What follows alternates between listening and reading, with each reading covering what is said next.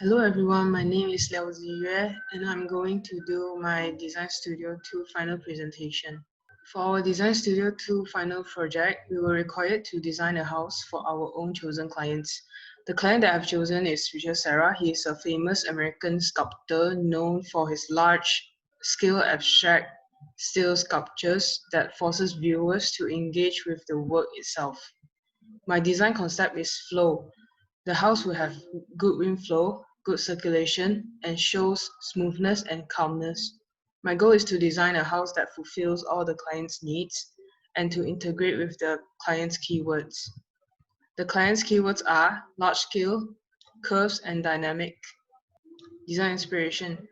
I was inspired by Richard Serra's sculpture Between the Torus and the Sphere to create arc walls that will give off a maze-like feel to the client. Design strategies. I was inspired by Asheric House to produce facade with large openings as it can maximize natural light entering the house and at the same time can make the house look more welcoming and attractive. As I've decided to produce a facade with large openings, I've decided to use low E glass to deflect UV rays and control light entering the house with louvers. Here are my roller diagrams for different floors. For private and public zoning, I've decided to separate them by levels. So the first floor will be public, mezzanine floor will be semi-private, and second floor will be private. For my design development, I started with a really simple oval shape. Then I proceeded to transform it into a shape that is a combination of the first three floor plans. After that, I was inspired by Richard Serra's sculpture and started to play with the arcs. For the fourth design, I put much consideration into private and public zoning of the house and paid much attention to the total area of the spaces. And for my final design, I combined all the previous designs together to produce a design that looks more interesting. Analysis of site weaknesses and strengths. So the problem is neglected lake becomes a breeding ground for mosquitoes. The solution is to plant lemongrass around the house to keep mosquitoes away.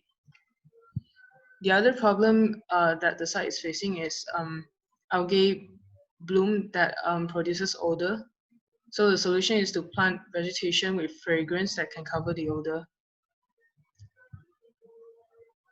Strength. The wind mostly comes from south and cool breeze from the lake. The site almost has no negative view, and as the site is a flat land, it is prone to flooding during the monsoon season. So the project is built on a higher platform to prevent damage. Project placement. The project, I decided to place it near the vehicle route for easy access and place it far away from the neglected lake to reduce odor from algae bloom. And it's placed closer to the wind source for better ventilation also. Here's the external perspective of my final design, the other view. And here's the interior view of the living room. And you can see the dining room here as well. From this view, you can see Richard Serra's workspace here.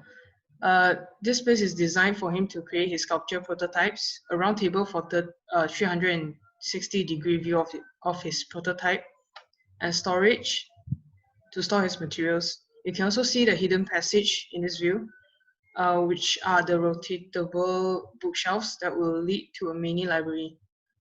So the second view is the mini library. This place is designed for Richard Serra when he wants to be in a quiet place, reading books or painting. Other than that, it also acts as a hidden room, which goes well with the keyword maze-like. This is the site plan of scale 1 to 200 showing the project placement, site topography, and roof plan of the project. Here you can see the ground floor plan. So for a person to enter the house, he will have to first go up a flight of stairs leading to the entrance and can directly access the living room and balcony. The dining room is connected to the living room and the kitchen for direct access. Go up a flight of stairs and you will reach the mezzanine floor. On the mezzanine floor, there is Richard Serra's workspace, storage, and a library that can be accessed through rotatable bookshelves that act as hidden doors. And on the second floor, we have a corridor that leads to the master bedroom and bathroom. And from the master bedroom, one can access the balcony. Here's the east elevation of my project at scale 1 to 50. And here's the west elevation. Here's the north elevation, which is the entrance. And here's the south elevation that's faced to most of the positive views. Here's a scale 1 to 50 cut section of the project. Here you can see all 3 floors, and entourages are added to act as reference to the spaces. In this other section, you can see the bookshelves that act as hidden doors that connects the workspace to the library here. And this is a sectional perspective of section YY. Thank you.